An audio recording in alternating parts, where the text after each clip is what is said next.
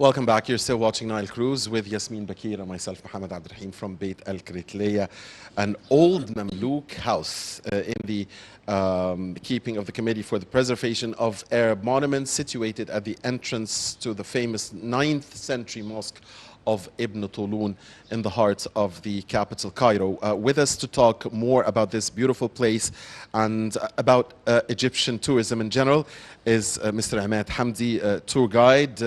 Thank you very much for joining us, Mr. Hamdy. And interesting name, as we said at the beginning. Yeah, a beautiful name, actually. Thank you very much for joining us. The legendary actor. Definitely. For our foreign viewers, yeah, one of the legendary actor. Maybe the #1 superstar of the history of Egyptian and Arab cinema. The king of black and white. Yes, of course.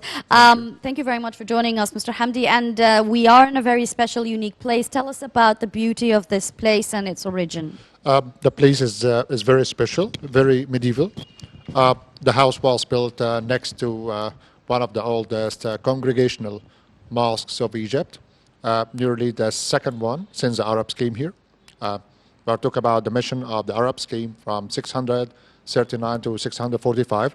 The first mosque ever was built here was the mosque of Amr ibn al-As. It's the first congregational mosque, and we are talking here about the second congregational mosque ever built in Egypt since the Arabs came. There was a university here, I think, right? It was quite a theological university for teaching students theology, the Quran, the traditions of the Prophet Muhammad. So it's not just a mosque. The other thing is, it was built as a mosque for the second Muslim capital of Egypt. So we're talking the first one was Fustat, the second one is called Qata'a, and the mosque was a part of the second capital of the Muslims, dates back to the year 856. So it's one of the most important mosques. And the Egyptians, the local people, tells a lot of stories about the place. None of it happened here, but it's happened, but not here. They claim that after the great flood, our Prophet knows, the boat landed over the top of this place. So after the great flood, the boat landed over the top of the mountain. And just to give the importance for the people and to tell them how special is this place. The other thing that they said that the magicians of Moses, the prophet, he challenged them at this point. And the third story tells about the sacrifice of Prophet Abraham. He was about to sacrifice his son at this point as well. We know that all the stories happen, but not in this place. Right. So this is most of the stories that tells about this point. Amazing. Yeah. So if it's all about legends, then what is the story about this place that is true? The story tells about that Ibn Tulun, the ruler of Egypt during the 9th century, decided to build a congregational mosque on the top, in the middle of the city. So the city of Qata'a was nearby.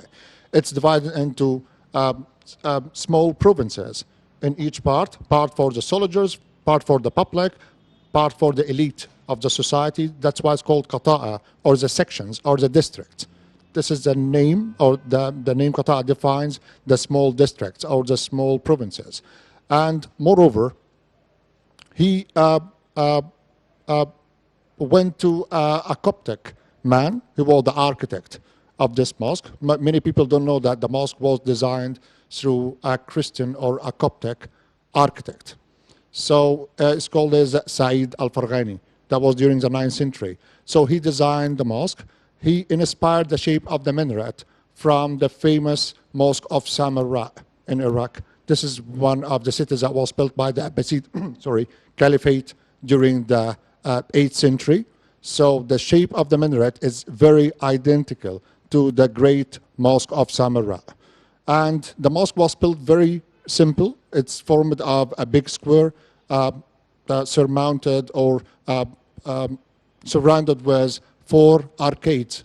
At the northwest, he added the special minaret, which is unique and uncompared with any other minaret all over the mosques of Egypt. One of the oldest, and also the mosque absorbed nearly 10,000 people in the congregational prayers like the Friday's prayer.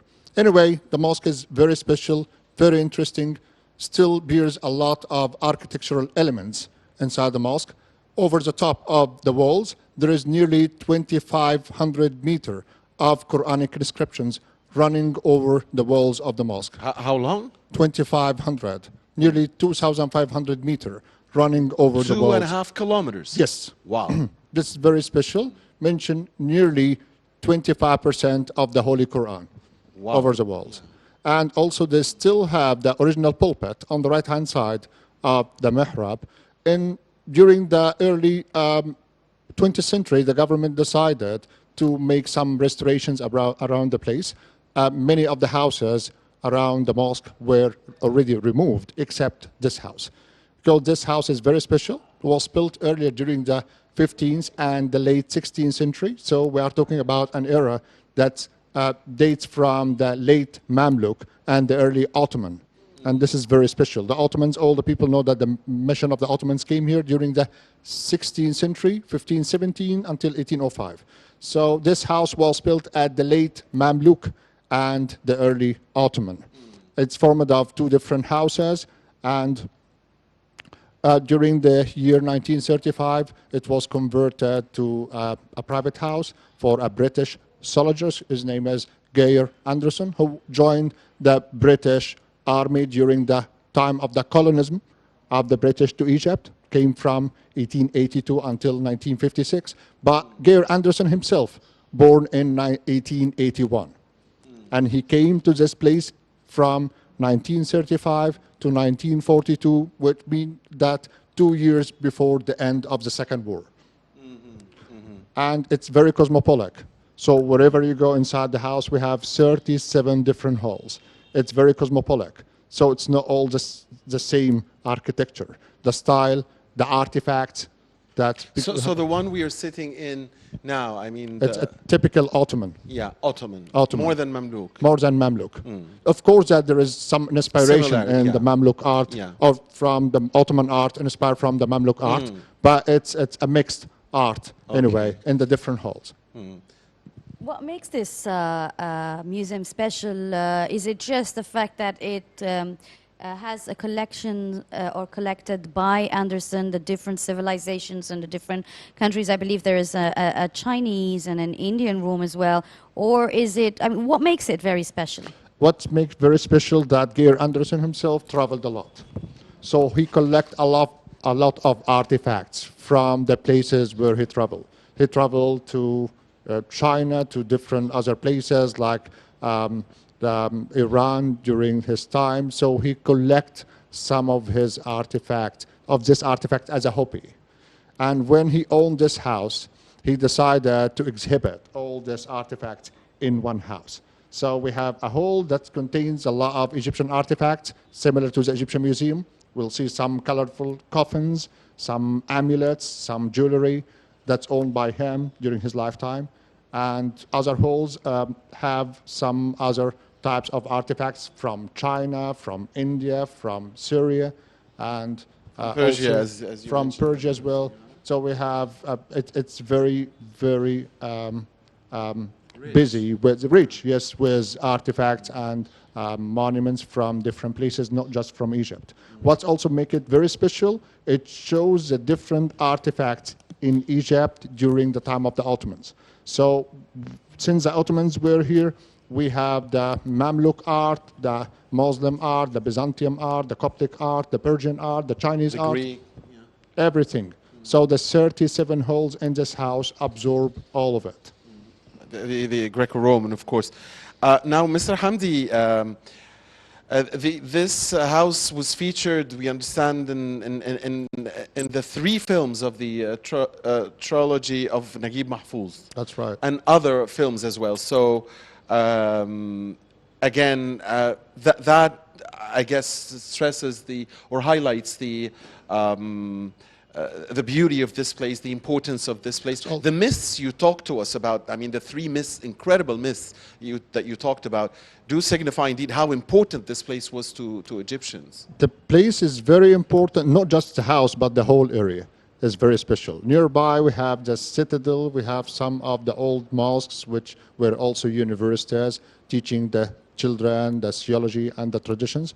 And also nearly 500 meters from this house, we have the crypt of Sayyida Zainab, which is one of the members of the Prophet Muhammad family, and many of them were already buried nearby this area. Also, the movers that you mentioned nearly 70, 80 years ago, we have also other foreign... Qasr Shah Sukaraya and Bin Qasrin. Yeah. These are the three novels. That's Najib Mahfouz that also won the Nobel Prize for in 1989. And also some foreign movers. We have the movie, one of them belonged to James Bond. James Bond movie, that was in 2006. And that the name is The Spy Who Loved Me. This is a famous movie. All the people, and there is a song, bears the name of the movie as well. Parts of the movie were taken over around this place and inside this house. Wow.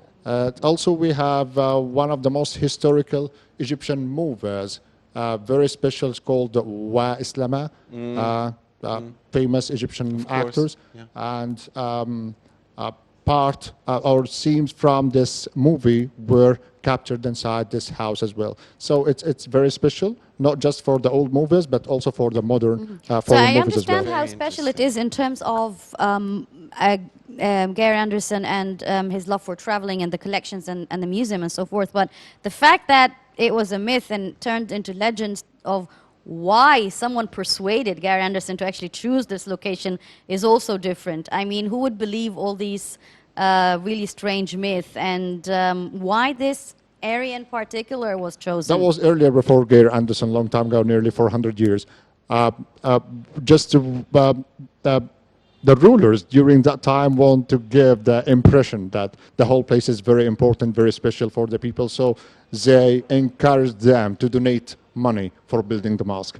And also, one of the most important and funny accidents that happened for the first Friday prayer after they opened the mosque, that the Christian architect, the man that we mentioned, Said Farghani, went over the minaret and he was shouting from the top during the sermon of the Friday's prayer to Ahmad ibn Tulun, who was praying behind the Imam.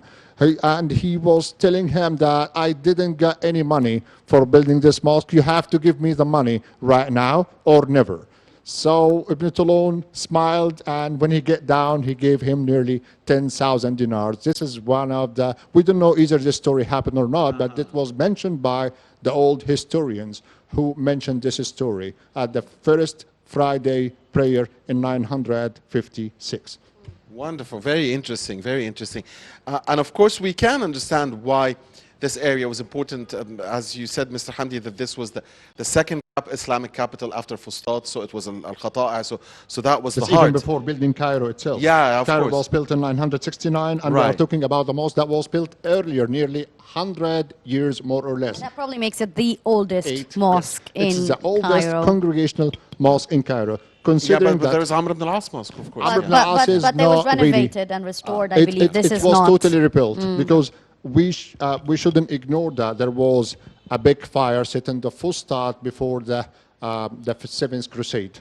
That's the time of the last Fatimid Caliph, when Fustat was burned to the ground. So nothing left from the old city of Fustat. What's happened after that? As one of the Mamluks during the time of Muhammad Ali decided to build the mosque of Amr ibn al-As on the same scale at the same point.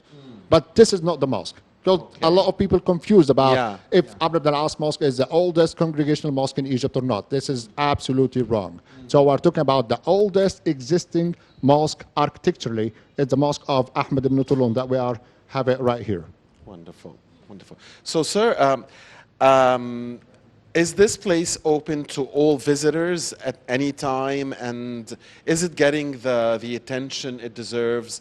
I mean, it's you get here. Yeah, there's a sense of what's the word? I mean, you feel like this is big. This is historic. This is so for kids, maybe for our students, and even for the elder generations, it would be, I guess, important to know more about our history. That's absolutely right. Unfortunately, we are not really passionate about our medieval buildings or our old monuments for many reasons related to the education and about the culture and different other things. But this place is a typical place for the medieval history.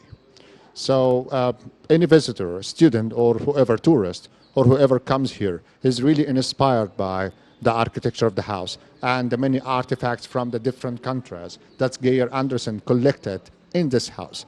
So this is quite interesting for the people to know much about their history, about their culture, about the architecture of the houses. It's one of the typical medieval Muslim houses 500 years ago. So can we say, I mean, I get this feeling, Yasmin, when I'm here, I feel like I'm 500 years back or Exactly. 1,000 years Yes. back. Yes. I want to leave my mobile and Yes. and my iPad and it's everything. cozy So at the same to time. ignore You feel like all you're the at modern- ease and coziness, and maybe Yeah. that's Absolutely also right. something that's Yeah. special We're about living this in place. old times. That's Yes, what I mean we we've feel. been to different areas, but this does feel different. So I believe that these legends they wouldn't just come out of thin air. Not to say that they are necessarily true, but there is something conspiracy around it. And maybe speaking of conspiracies, there've been also talks about the well here.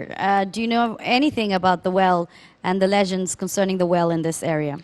About the memoirs of Geir Andersen himself, because we have recently got some of the information about his lifetime and about some of his secrets during his lifetime. So unfortunately, we don't know through Geir Andersen himself. So it was told to his servant, and his servant wrote all these things that dates back from the time of Geir Andersen himself. So we don't know really if this things that happened during his lifetime or not. But the gods, for the God's will, there is different stories. Nearly most of the legends is not really true stories about the God's will in this house.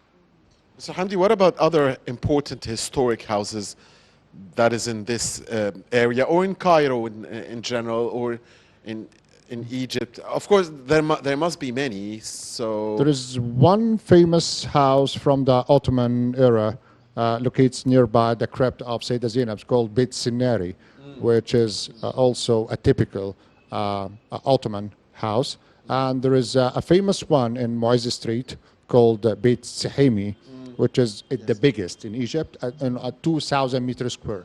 Was built, formed of salamlek and haramlek. All the people know that the salamlek for the men, haramlek for the women, and nice wooden screens, mashrabiyas, which is still very, very well preserved. And also we have one of these houses called Zainab Khatoun House, located behind Al-Azhar Mosque. There is many, many houses, but these are the most famous medieval Ottoman or Mamluk houses still exist and opened as museums. So people can go and book a ticket to see these houses, and there is no restrictions for anyone to go and to see this stuff. It starts roughly from 9 o'clock until 5 p.m. every day. And I don't know really what the reason why the people ignore such places in Cairo or wherever. Now, well, speaking of ignorance, as long as it's not advertised or people are not, it's not brought to their awareness, they wouldn't. I mean, I myself live in Egypt, and I was not aware in Cairo that this place existed, or even was aware of the importance of this place. Cairo was chosen for the 2020 Islamic Culture Year, and maybe through this, how can we promote the Islamic culture or the Egyptian heritage in general? We can do a lot of things. For example, we can just make the people knows a lot about these places through the TV, through the media, through the social social networks. For example, for making short documentaries about these places, we can do a lot in the tourism programs, because this is the most important issue. We should make this museum and other museums as one of the most basic items in the tourism programs for the people, because they don't know anything about these places unless they have been told that there is a special place in this area. And this is a problem that we are facing working as a tour guide. All the time we just highlight the famous places. I'm talking about Islamic Cairo, not other monuments from different areas, but we're talking about the Muslim part of Egypt or the Muslim Cairo. Most of the people have a passion to see the citadel, the Mosque of Muhammad Ali, the Alabaster Mosque, the famous mosque nearby, and the Mu'izz Street. I do respect all the stuff, but at the same time, we should make much more propaganda for places like this place. Indeed, Mr. Hamdi, I totally agree with you, and allow me to say that I already feel. I guess it takes a special type of tourist to want to come here. You have to somehow love Islamic history or be attached to it or want to know about it. And I personally feel that I'm not just sitting here for an hour. I feel that I'm already in medieval times, and I personally love that part of our history. Interesting. But I guess we wanted to go to the younger generations, and that's the final. That's the main question. responsibility of the families, the parents, Yes. just to teach their children a lot about their history, because it's quite shameful that we just meet some people from different countries and they knows a lot more than us. Yeah, it's very shameful. So definitely, It's but, very but of shameful. course, it was a good opportunity today to get to know more about this place and the area that is surrounding it, and all about its history through you, Mr. Hamdy, Emad Hamdy, a tour guide. Thank you very much for My joining pleasure. us here on My Nile pleasure. Cruise. Thank you. It was very, very rich. Thank you, Mr. Hamdi. My pleasure. Thank you. And we're still continuing with you here on Nile Cruise right after the break. Please stay tuned.